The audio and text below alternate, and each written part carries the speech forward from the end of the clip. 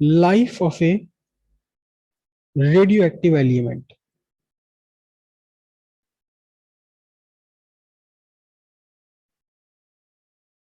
Life of a radioactive species या radioactive element. Life of a radioactive element, radio life of a radioactive species. अब ये क्या है? ये क्या है? एक आपका रेडियोएक्टिव स्पीसीज है आपके पास। आपके पास एक टुकड़ा है, एक स्फीयर है, यूरेनियम है, ये यूरेनियम 235। और ये अपने अंदर से अल्फा बीटा गामा रेज निकालता चला जा रहा है। तो जब यूरेनियम में से अल्फा निकला तो इसका एटॉमिक नंबर 2 कम हो गया, 90 हो गया। तो अब वो यूरेनियम तो नहीं रहा ना। अगर इसमें से अल्फा पार्टिकल एक एमिट हो जाए, क्या हम ऐसे लिखें इसे -2He4, तो अब ये क्या बन गया? अब ये कुछ और बन गया। तो ये बन गया थोरियम, जिसका एटॉमिक नंबर है 90 और मास नंबर है 231। तो जब यूरेनियम कन्वर्ट हो गया थोरियम में, तो यूरेनियम तो खत्म हो गया ना। यूरेनियम तो खत्म हो गया, क्योंकि अब तो ये थोरियम बन गया, यूरेनियम यूरेनियम नहीं रहा। तो ऐसे ही धीरे धीरे धीरे धीरे क्या होगा, एक टाइम ऐसा आएगा सारे के सारे यूरेनियम एटम थोरियम में कन्वर्ट हो जाएंगे। हालांकि थोरियम भी स्टेबल नहीं है, ये फिर किसी और चीज में कन्वर्ट हो जाएगा। लेकिन फिलहाल हमें मतलब किससे? यूरेनियम से। यूरेनियम जो हमने खरीद के लाए थे तुलाराम जी के से, वो तो खत्म होता जा रहा है रखे रखे ही। वो रखे रखे खत्म होता जा रहा है। एक टाइम ऐसा आएगा कि ये बिल्कुल यूरेनियम खत्म हो जाएगा हमारे पास रखे रखे ही। कुछ भी नहीं कर रहे, कोई काम नहीं ले रहे, फिर भी खत्म होता चला जा रहा है। क्यों? क्योंकि लगातार ये कन्वर्ट हो रहा है into other more stable atoms. ज्यादा स्टेबल एटम्स में कन्वर्ट होता चला जा रहा है। अब देखिएगा जरा ध्यान से। इस सपोज आपके पास एक 100 ग्राम का एक पीस है, और ये रिड्यूस होने लगा, डीके होने लगा। डीके होते होते पता ये लगा कि मैं सिर्फ इमेजिनरी वैल्यू ले रहा हूं, इसका इसका रियल वैल्यू से कोई मतलब नहीं है। पता ये लगा कि एक महीने बाद ये 50 ग्राम रह गया। कुल मिलाकर 50 ग्राम नहीं होगा। इस मटेरियल के अंदर, इस ब्लॉक के अंदर थोरियम भी होगा, थोरियम के अलावा जो और कन्वर्ट हो रहा वो भी होगा, और भी होंगे और भी होंगे, लेकिन यूरेनियम कितना रहा? पता लगा यूरेनियम कुल 50 ग्राम रह गया। अब अगर एक महीने में 100 ग्राम से 50 ग्राम रह गया, आधा रह गया, तो सिंपल सी बात है अगले एक महीने में और क्या होगा? अगले एक महीने में 25 ग्राम रह जाएगा। फिर अगले एक महीने में इसमें से भी खत्म होता रहेगा, तो अगले एक महीने में कितना रह जाएगा? 12.5 ग्राम रह जाएगा। और अल्टीमेटली खत्म हो जाएगा, बिल्कुल पूरा का पूरा डिस्ट्रॉय हो जाएगा।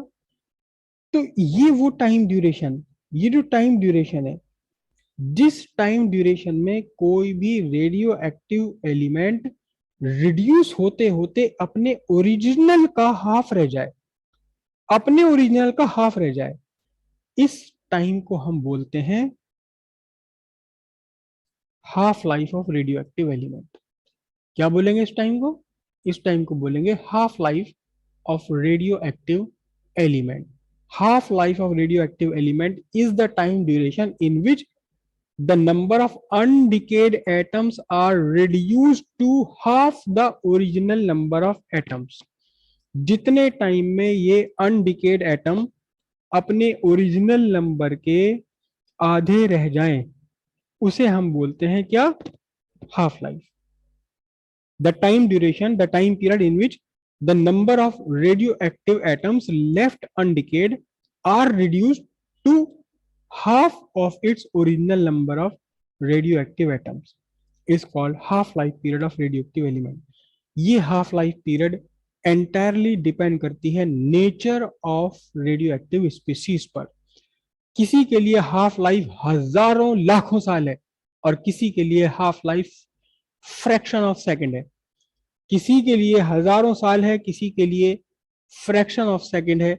जैसे कि आपके पास एक मटेरियल है कार्बन 14, 6C14, इसकी जो हाफ लाइफ है जिसे हम रिप्रेजेंट करते हैं टी हाफ, टी के नीचे आधा बना देते हैं, ये लगभग लगभग लगभग लगभग 5,500 साल है।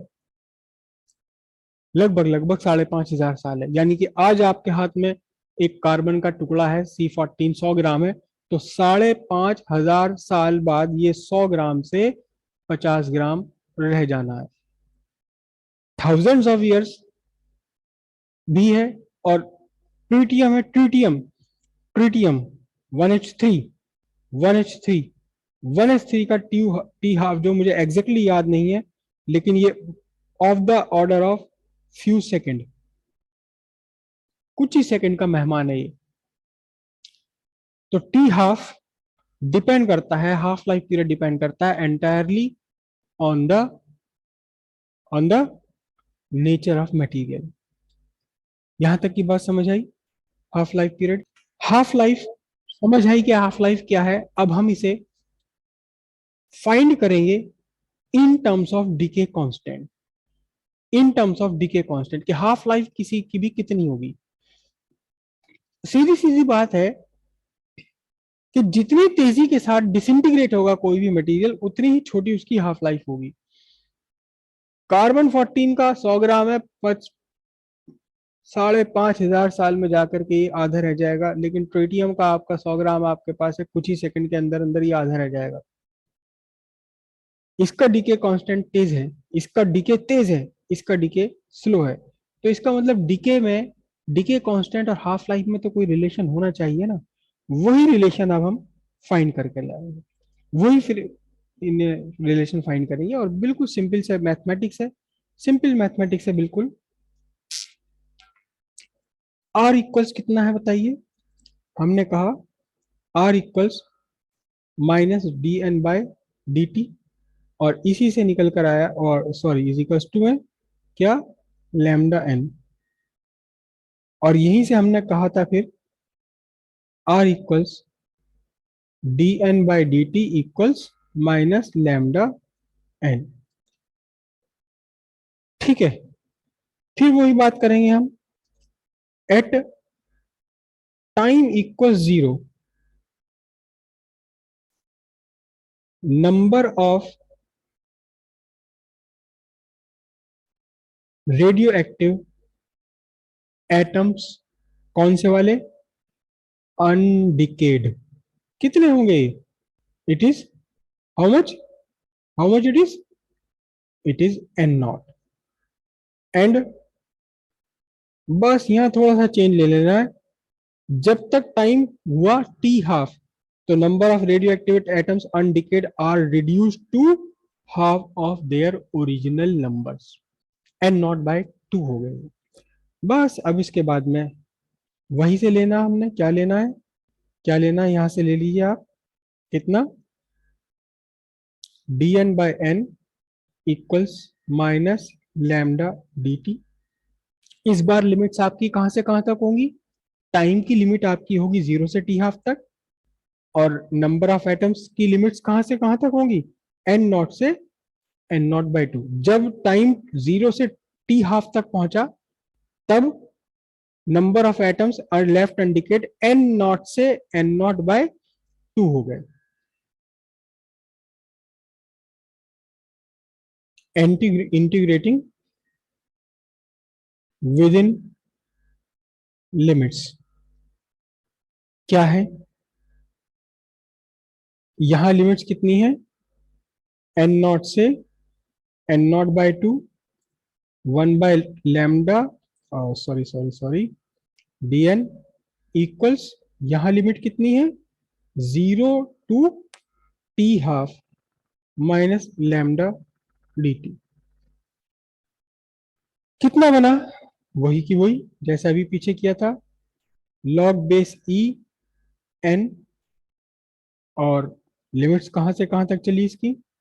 From N0 to N0/2 equals -λ/t, limits from 0 to t half. Substitute कर दीजिए वैल्यूज, तो क्या बनता है? Log n naught by two minus, और सॉरी लॉग बेस ई भी तो लगाना है, log base e n naught equals minus lambda t half minus zero.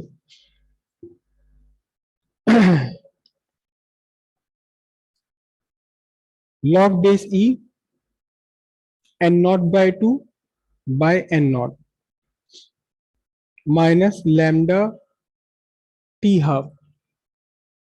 अब ये एन नॉट तो कैंसिल हो जाएगा, बचना क्या है, लॉग बेस ई 1/2 इक्वल्स क्या बनेगा, minus lambda t half, minus lambda t half. Correct. थोड़ा सा मैं माइनस चेंज कर लूं यहां पर, नहीं चलो कर नहीं रहा।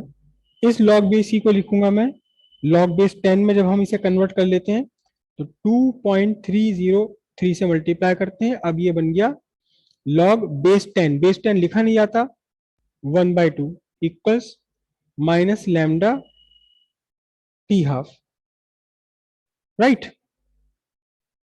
2.303 log 1, log base 10 1 minus log base 10 2, base 10 लिखा नहीं जाता, माइनस लैम्डा टी हाफ। अब इसे क्या करें हम, इसे क्या करें,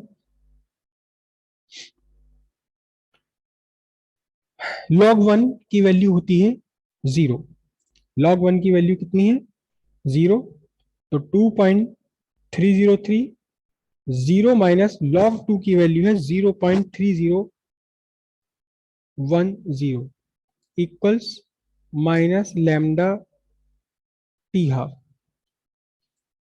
राइट। अब हमने क्या करना है, देखो इन्हें दोनों को सब्स्टिट्यूट किया मैंने, मतलब सब्स्टिट्यूट तो करना ही नहीं है, मल्टीप्लाई किया, और मल्टीप्लाई करने के बाद बनता है क्या, minus 0.6932 equals minus lambda t half, और माइनस हटा दीजिए, तो अब सिंपल सा रिलेशन निकल कर आया, t half is equal to 0.6932 divided by lambda. ये आपका रिलेशन आ गया किस किस में, टी हाफ में। और सीधी सीधी बात है, जितना बड़ा डिसइंटीग्रेशन कांस्टेंट होगा, जितनी तेजी के साथ डिसइंटीग्रेट होगा, उसका हाफ लाइफ पीरियड उतना ही कम हो जाना है, रेसिप्रोकल हो जाना है, किससे, डीके कांस्टेंट के कंपैरिजन में।